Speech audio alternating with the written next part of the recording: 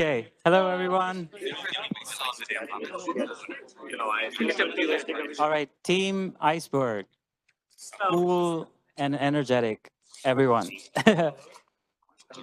Is it loud? Is it working? Not very loud. Okay. Aha, there we go. Is it green for on? I did not know that. Oh, gotcha. Yeah. So you want us to speak in the microphone so that everybody can hear us? Can you hear me out there? Got good. it. All right, cool. All right. Hi, everybody. Let's Okay. kick it off. All right. Denny, all yours.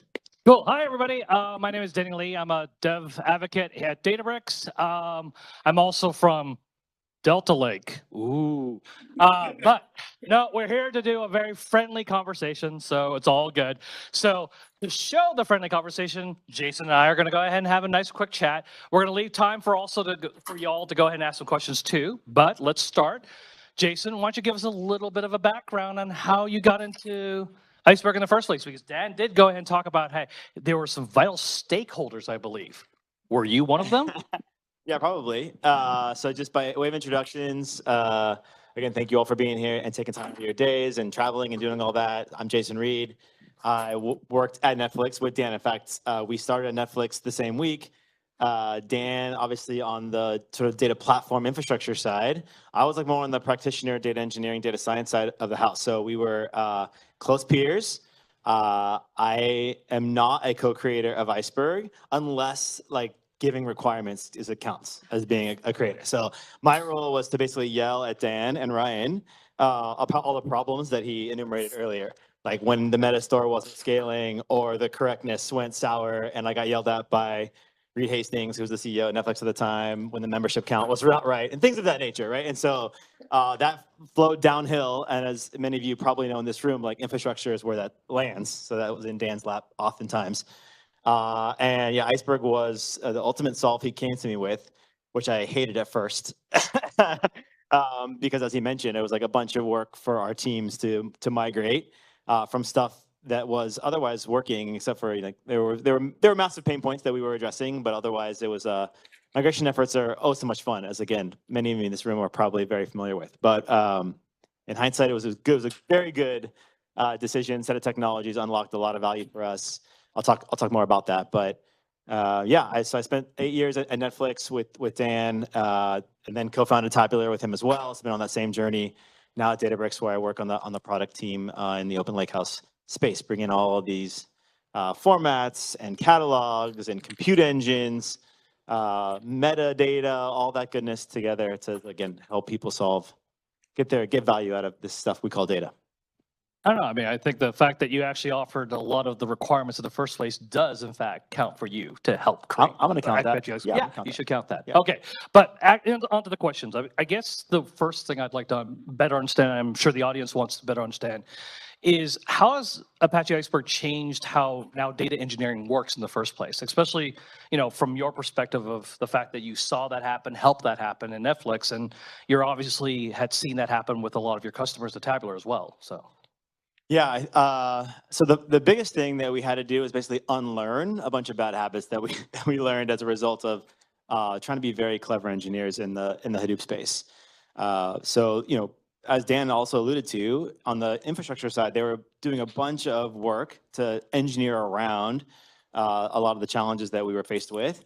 And we were doing the same thing on the data engineering side. We were trying to take our old patterns of doing ETL type workloads and reinventing them for doing them in Hadoop space. And we got ourselves down to file systems, and we got ourselves into partition management and all kinds of games that we were playing. And we learned all the things not to do. We cut ourselves on all the rough edges that Dan mentioned and bled to death many times over to learn them.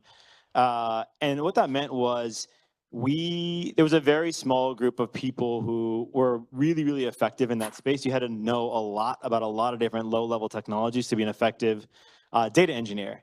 And one of the great things about Iceberg is it really up-levels that. And so I think the biggest impact it has on data engineering is just making it accessible again to a much wider audience for them to be effective.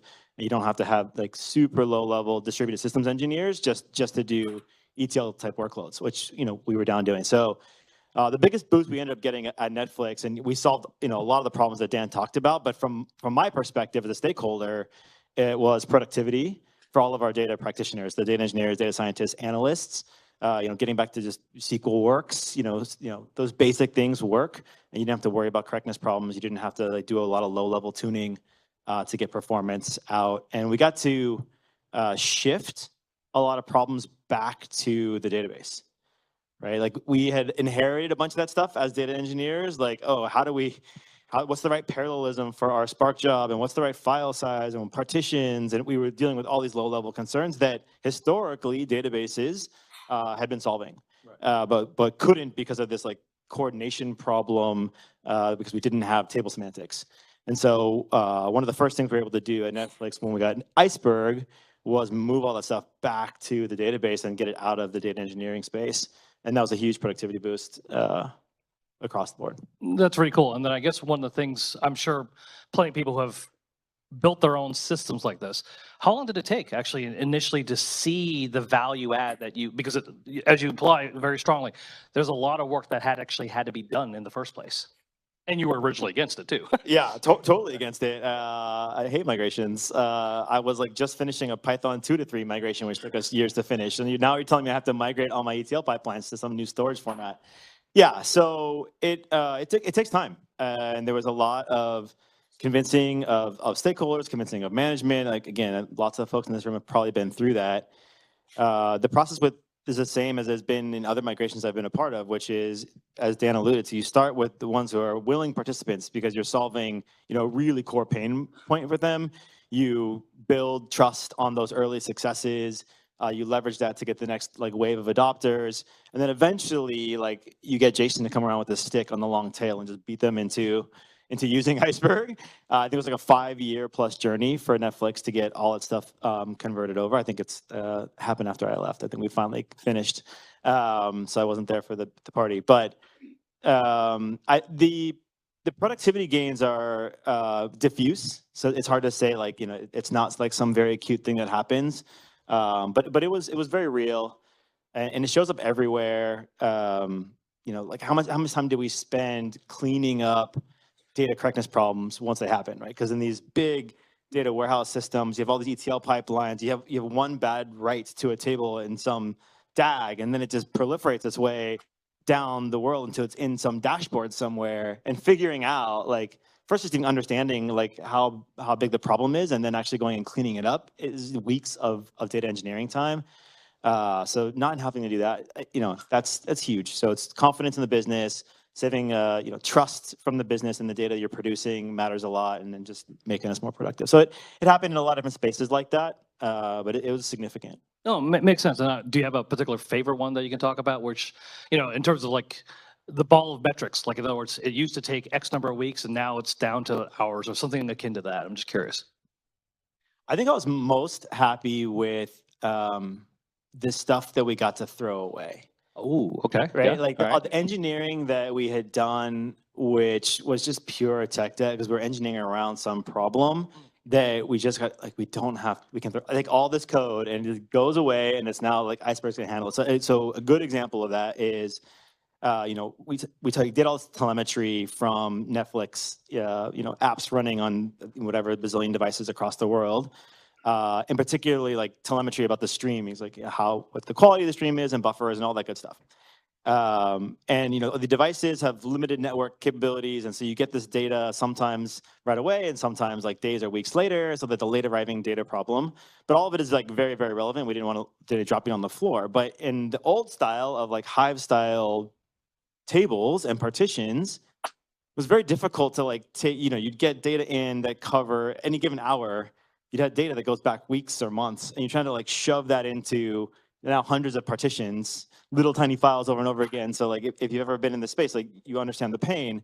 And we engineered crazy solutions to this problem so that we could work with this data effectively. And then when we moved these pipelines over to Iceberg, all that's just went away. It was gone. We didn't have to think about it anymore. It was insert this data into my table. Let it flow into the person it flows into. I don't have to worry about it. If they're small files, the platform will clean it up later.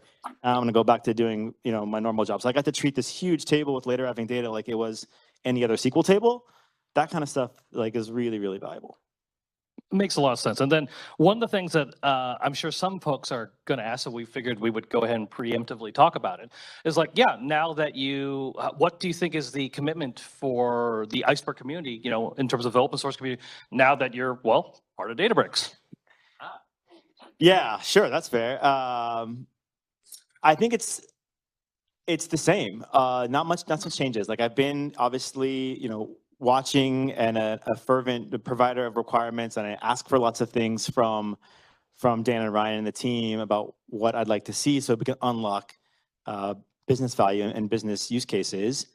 And that was true when I was at Netflix, and it was true when we were running Tabular. We were doing all the same things, and the contributions we were making to the open source project were in the same vein. Things like the REST catalog API is a good example of like something that came out of those efforts. Just because we're solving real world problems. And at Databricks, my day-to-day is very much the same. I'm constantly talking to customers, like hearing what their day-to-day business problems are and figuring out like what are things we can do in open source technologies and standards and formats to help solve those problems. So to me, to some extent, it's like, it feels very much the same. Cool. And then based on that, you see this amazing effort by lots of different companies. Right, for today, it was Snowflake, Databricks, PubliGraph, and AWS, obviously. But then we're going to have more and more of these meetups. I'm just, what's the relationship like in terms of working with these various vendors that are actually trying to both cooperate with Iceberg and also leverage Iceberg for their own offerings?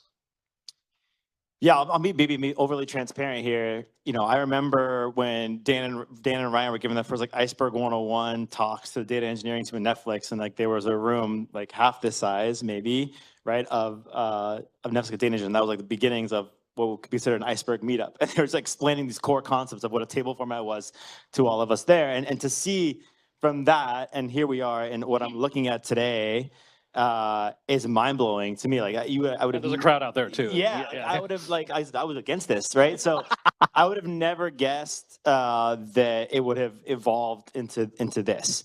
That's amazing on one hand, and I think really really challenging on the other. It's like, will it be a victim of its own success?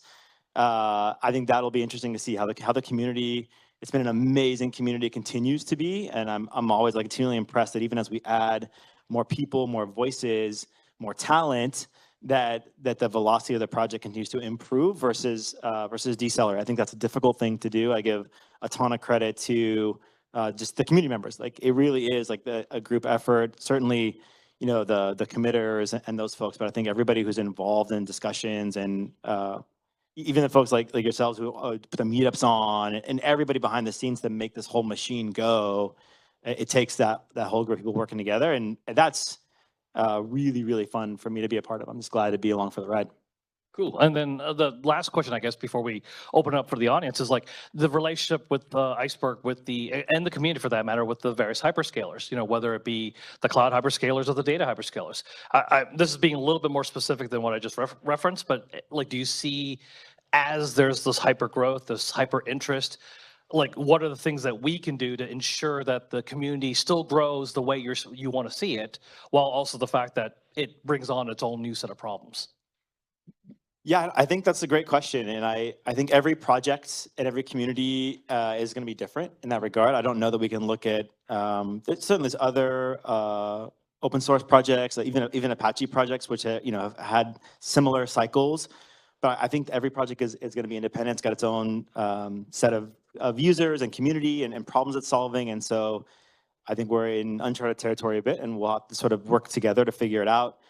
I think it's fantastic ultimately that you're seeing this participation from, say, like the hyperscalers. It's just a lot of validity for the whole community, and you wouldn't have this level of interest if that wasn't the case, and you wouldn't, like, standards really require like everybody coming to an agreement, and the value of Iceberg is really in that specification, the standardization, the interoperability. Like that's what it was designed for originally. That continues to be its value today, and that's only, I think, solidified by other significant technology projects and vendors supporting it.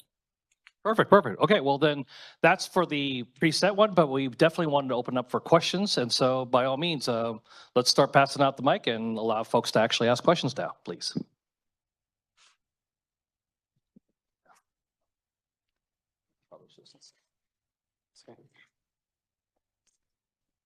So we have been talking a lot about, say, how great performing of the Iceberg. So then is this like, would you recommend all the lake data or majority of data lake to converting insert into Iceberg, or there is some scenarios like best to use Iceberg, some may not need to?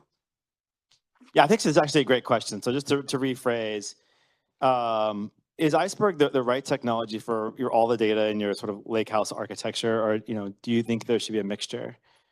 I'm probably biased, but I'm also going to try and be objective here, which is to say, I think Iceberg's great for everything. It doesn't mean that you have to use it, but I do think it is designed to be generally applicable. Like there will always be like niche use cases where you have very niche requirements where you need something more specialized. But in terms of generally speaking, for the vast majority of your analytic data sets, Iceberg's great. I mean, you saw the puppy graph folks, like they're running, and he didn't give a demo, which he should have. I've seen it. It's amazing. Like graph queries, typical like historical graph queries where you had to have very specialized storage and compute working together, now working on top of just plain vanilla Iceberg tables. You can bring some Iceberg table you have and you say like, oh, this represents my nodes, this is my edges. You like let puppy graph go and it's fantastic, the performance you get out the other side. And so I do think like it's sort of a proof point that Iceberg's a great generalized storage form for analytics. I'm honestly surprised how well it's done in its performance as it's been adopted by even commercial engines, right? We see this time and time again where commercial engines with their proprietary formats, sure, of course they perform great. They should, they ought to, they're engineered to. But when they can get very similar performance characteristics on Iceberg tables, again, I think it's another proof point that it's just a good generalized solution to the problem. There's a lot more work that the Denny team are doing. So like, I think that's only going to get better. And this whole room, everybody's helping with that.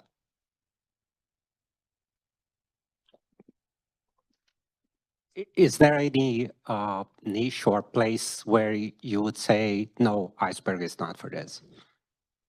I'll reiterate, if it's not obvious, it's not a transactional database.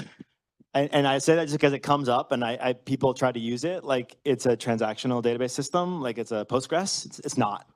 And you're gonna have a very bad time if you try and treat it like that. So I want to believe that there's some future state where we have a singular thing that's your analytic and transactional. We've been chasing that nirvana for my entire career as a data person. I'll believe it when I see it. I'm a skeptic, but I was skeptical about Iceberg too, so I'm not saying it can't happen. I'm just saying I'm a skeptic and I'll, believe it when I see it. Yeah, yes, all kinds of proposals. I'll be happy when that day arrives. Yeah, I want to jump in, like coming from SQL Server before this, I mean, like we all had that dream of the HTAP where like it's one system for everything. Yeah, we're not there. Simple. Don't use Iceberg for your transactional. Yeah, let's not do that. Quick question. So on the catalog side, what's your thoughts on catalog federation, or you have multiple catalogs? So there's a catalog proliferation. Data is in multiple places, right? So where are we going? Do you guys have any idea? I have lots of ideas. So the question is like, what's with catalogs? Where are we going? Catalog proliferation, federation, et cetera. This is something obviously that was, we dealt with a lot at Tabular and still now, even my role at Databricks with something like Unity Catalog. What I see mostly is you get to a certain complexity of your organization, a certain size, a certain set of users who have different needs and preferences, et cetera. You have a variety of tools. Like to some extent, Iceberg is a manifestation of the fact that you've got a variety of tools, but we really only wanted one copy of data. So how do we get there? A variety of tools probably means a variety of catalogs. So I think, yeah, in big enterprises, you're going to end up with more than one, and federation is a natural way to continue to deliver on the promise of one copy of the data, which I still think a lot of us want to get to, but let various teams and use cases stay in the worlds that they're comfortable in. So I think that I expect to see that trend continue. Could be wrong about that. So I don't feel like it's an opinion weakly held at this point.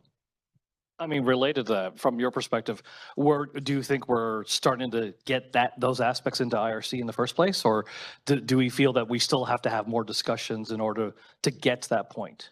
Where we sort of agree on how a federation is even supposed to look like. Yeah, I don't think we're at the point where we agree where a federation is supposed to look like. I'm really glad that we're taking the first step of at least getting to like a consistent catalog API. So like the Fair REST enough, okay, catalog API at least allows all this, all these catalogs to have the same API, in which case, having multiple of them and having federation is not super painful. There are still some amount of pain that goes along with that, but it's a lot better than, having multiple copies of data, having totally different formats. I think that's, we've taken a significant step forward with Iceberg and with the REST catalog interface. Any other questions?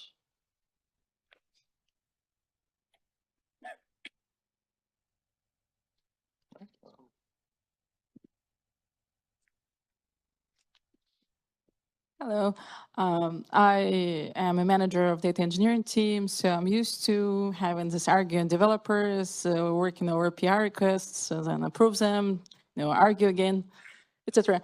And I know that I always work against some deadlines, right? I'm just kind of wondering from outside, looking at the open source community, how does it work out to have a predictable timeline with such a kind of crowdsourcing model and, lots of opinionated, great, brilliant minds, I'm sure, behind that. How does it work out? Yeah, so really the question is like, hey, in most of like our engineering world, software development, there's timelines, there's dates, there's deliverables, we're held to them. How does it work in open source communities when those things necessarily don't exist? And, we are having oftentimes vehement discussions and disagreements in order to like move the project forward. How do you have like any sort of guaranteed timelines? I think the answer is like you don't. There are no guaranteed timelines in open source. I think this is where again every project that I've been a part of works a little bit differently in terms of what they value in terms of speed versus consensus, quality versus sort of quantity, and something. And so to another way to put that, I'd say the Iceberg community. And again, I'm not a core contributor of code, so I'm just a participant in the community, like many of us here. And also, given that I've worked with Dan and Ryan for a long time, so I sort of know them very intimately. They are very particular about really well designed and implemented software, and having really sound fundamentals and having consensus and making sure that we can solve the broadest set of problems with the most like elegant solution technically is important to them more than it is getting something by a certain date. And some extent open source allows for that, which is kind of nice, right? And there are trade-offs to be had with that approach for sure. But again, when you're dealing with standards, I think that's also another place where that sort of being methodical is important.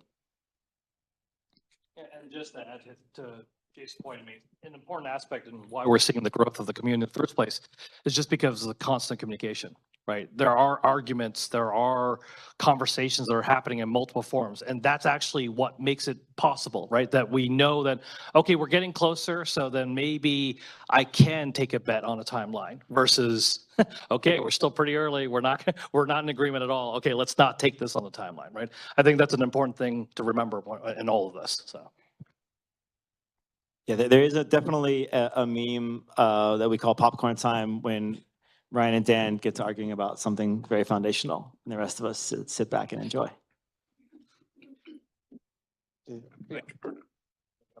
Oh, tell me. Yeah, he's go.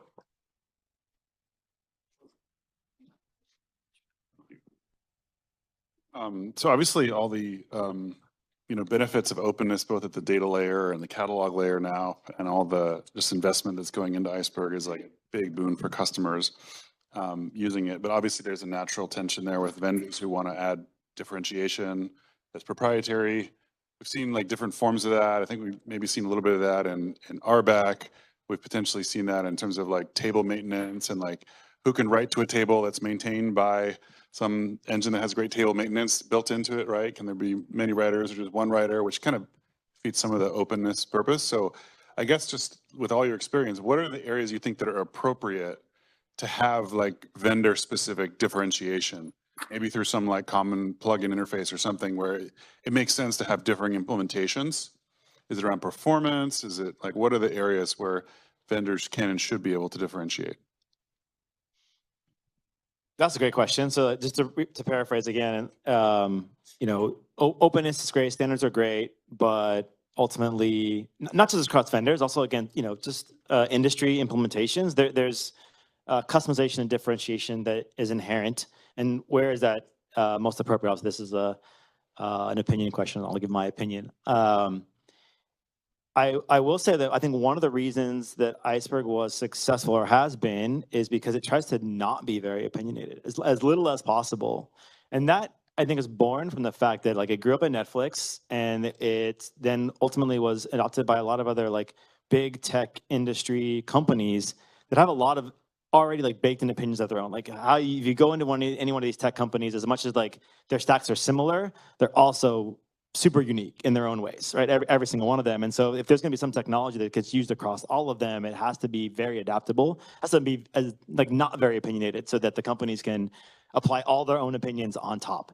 That's actually worked out well for commercial adoption for the product as well, because that's the end users though. What about the vendors that build platforms? Yes, same thing, right? So like it's that lack of opinion has ultimately helped, I think, it be adopted by the vendor community as well, because they've been able to imbue their own opinions and implementation details behind the specification, right? So there is a reference implementation of the specification in the project, but there's a lot of vendors who don't use the reference implementation. They like completely implement the spec from the ground up, and they're able to do that because the spec is very sound. And I think it's perfectly okay if they want to differentiate in that way, as long as they're adhering to the specification and they stay within, you know, it's interoperable. In what then ways, though? Like then that works. In what ways you think it's good for them to differentiate, like performance or security or? Yeah, I think it's a very like vendor specific question. Like, how are they trying to bring value to the market? It might be they're trying to bring the best performance on object storage, you know, open table formats, and that's how they're going to differentiate. It might be that they're trying to bring governance, and that's how they're, you know. So I think different vendors will play into different aspects of that and try and, you know, they're building value in their own way. I think that's healthy. And I think the good news is that I think any vendor who tries to do that but differentiates far enough away that it no longer becomes interoperable with the rest of the ecosystem, they kind of lose, in the sense that like that's the whole value of having these open standards in the first place. And so that standardization keeps the sort of the vendors at least aligned, and because it's like you can't generate value on top of the project if you go too far afield. Thank you. But I think everything is fair game ultimately. Like I think it's all bringing value to the ecosystem, and if you're delivering value to businesses and you can, you know, monetize that, I don't think there's any problem with that. Okay, time for one question. More question? Yeah. So we've heard a lot about like analytical processing, batch processing in the context of Iceberg. What are your thoughts on like the real-time processing? Would it be possible to build something with Iceberg and object storage where, you know, retrieval or writing, you can do stuff in basically real time? What are your thoughts on that? Are you asking me if Iceberg can be a transactional database? I think I asked and answered, right? Sorry. In all seriousness, no, I think, you know, some of the stuff that Dan alluded to that the community is working on in terms of commit latencies, you know, bringing those down, making it, you know, to make smaller incremental changes more quickly, so you can do, you know, stream processing is a big driver. The words real time or loaded, so I'm not even going to touch that, but stream processing use cases where honestly I think we've identified Iceberg isn't always fantastic and runs into limits pretty quickly. I think the community is aggressively trying to address those things, and there's absolutely room for that. Like as much as this is seeing all the success of Iceberg that we're here witnessing is fantastic, it's also like very much in its infancy. It hasn't been around very long as a technology. I think there's lots of room for places that it can improve. And I'm excited to see, you know, what happens in the next, you know, 5 years. Yeah, one more. Last one. The last one. This one. For reals, last one. Yep. For reals, yeah. So we have currently all the heavyweight compaction that we do with Spark. Is there any roadmap for some lightweight compaction methods in Iceberg? So I think the question is, we do heavyweight compaction in Spark. Is there room for a lightweight compaction? And these are subjectives, like it's like what's big data, heavyweight versus lightweight. Everybody's got their own definition of that. I don't know, Dan, anything particular you want to like speak to there? I'm gonna bring you out of the audience. It's kind of a question in my domain area. I would say that like there are utilities are available in Spark for compaction, and those actually can be used for both heavyweight and lightweight compaction.